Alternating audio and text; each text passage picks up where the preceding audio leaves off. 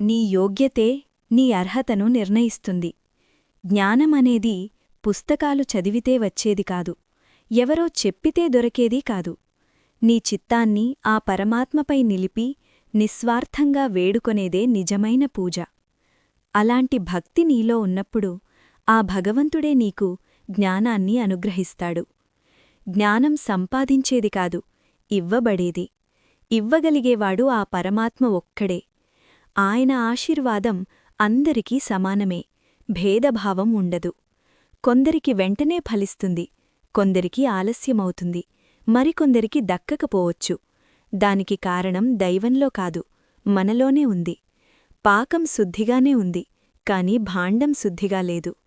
మనస్సును నియంత్రించి ఆలోచనలను పరమాత్మపై నిలిపి సర్వం ఆయనే ఇస్తాడు అనే నిస్వార్థభావంతో వేడుకున్నప్పుడు ఆ పరమాత్మ నీకు ఆ జ్ఞానాన్ని తప్పక అనుగ్రహిస్తాడు.